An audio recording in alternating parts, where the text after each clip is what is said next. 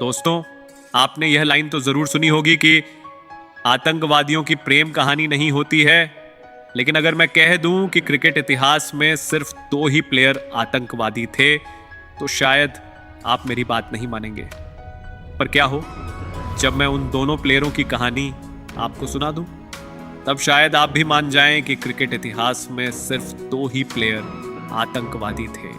तो दोस्तों, आपको इस एपिसोड को समझने के लिए 2023 का वनडे वर्ल्ड कप याद करना होगा, क्योंकि 2023 के वनडे वर्ल्ड कप का होस्ट इंडिया था और सभी टीमों को मैच खेलने इंडिया आना था।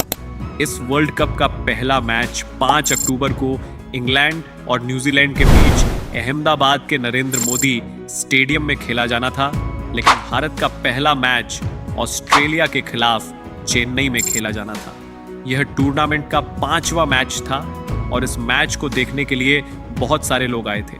स्टेडियम पूरी तरह से भरा हुआ था। इस मैच का टॉस करने आते हैं रोहित शर्मा और पैट कमिंस, जो कि ऑस्ट्रेलिया टीम के कप्तान थे।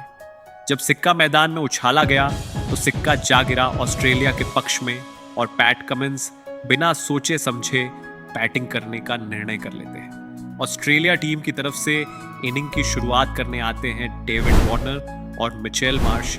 ये दोनों ही ऑस्ट्रेलियाई टीम के बेहतरीन ओपनर थे, लेकिन यह बेहतरीन बैटिंग लाइनअप बुमराह और सिराज के सामने टिक नहीं पाई। कहानी तो तब शुरू हुई जब बुमराह अपने स्पेल का तीसरा ओवर लेकर आते हैं। तब एक शानदार बॉल मिचेल मार्श को 0 रन पर पवेलियन का रास्ता दिखा देती है और इससे पूरे कंगारू फैंस के दिलों में सन्नाटा छा जाता है। इसी तरह से ऑस्ट्रेलिया की टीम एक ने एक विकेट खोकर 50 ओवर पर मात्र 199 रन ही बना पाई, जिसमें डेविड वार्नर के 52 गेंद में 41 रन और स्टीव स्मिथ के 71 गेंद में मात्र 46 रन शामिल थे। लेकिन कहानी अभी खत्म नहीं हुई थी। असली मजा तो तब आया जब भारतीय टीम की बैटिंग आई। जब भारतीय टीम की बैटिंग आई तब रोहित शर्मा और ईशान किशन मैदान पर आते हैं। सभी फैंस उम्मीद लगाए हुए बैठे थे कि रोहित शर्मा के बल्ले से कुछ देखने को मिलेगा और हम खूब मजा उठाएंगे। लेकिन शायद फैंस को क्या पता था कि यहाँ सब कुछ उल्टा ही होने वाला है। तभी हेजलवुड अपने स्पेल का पहला ओवर लेकर आते हैं और रोहित शर्मा को अपनी लेंथ और स्विंग भरी बॉल से पूरी तरह परेशान कर रखा था। पहले ही ओवर की 6वीं बॉल रोहित शर्मा के पैर पर लगती है और रोहित शर्मा LPW आउट हो जाते हैं।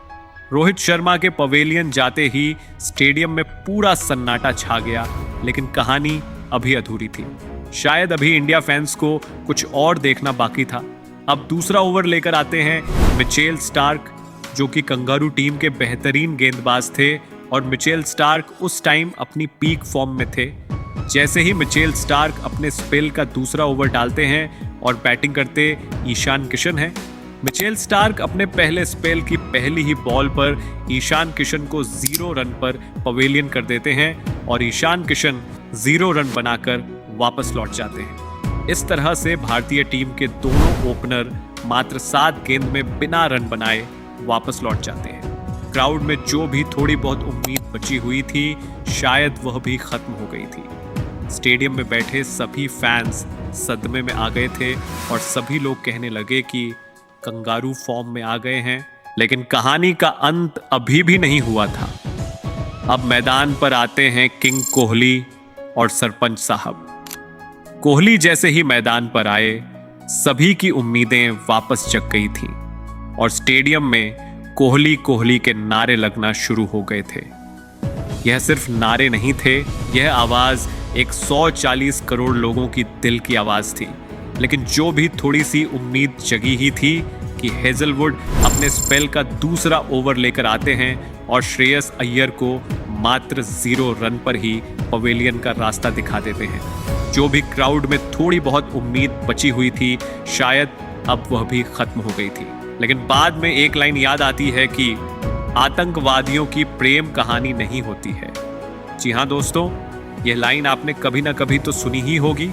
लेकिन अब मैदान पर आते हैं 2 आतंकवादी प्लेयर, जिनका नाम था the chase master king Kohli और दूसरे प्लेयर का नाम था the prime boss KL Rahul. ये सिर्फ नाम से ही ब्रांड नहीं थे, बल्कि ये अपने कारनामे से ब्रांड माने गए थे। अब इन दोनों प्लेयरों ने कंगारू टीम के गेंदबाजों की कुटाई करना शुरू ही कर दिया था, वो भी बिना संकोच के। अब एक के बाद एक चौका और छक्का देखने को मिलने लगा। स्टेडियम में बैठी हुई पूरी पब्लिक किंग कोहली के नाम से चिल्लाने लगी और कंगारू टीम के गेंदबाज एक एक विकेट लेने के लिए तरसने लगे।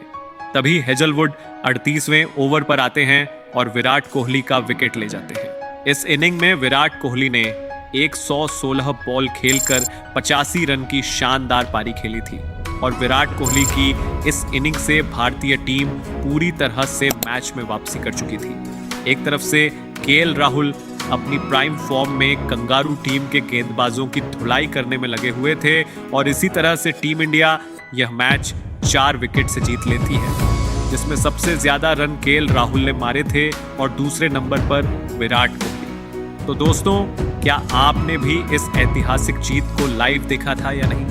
कमेंट में जरूर बताना। तो दोस्तों, अगर आप चैनल पर पहली बार आए हो तो चैनल को जरूर सब्सक्राइब कर लेना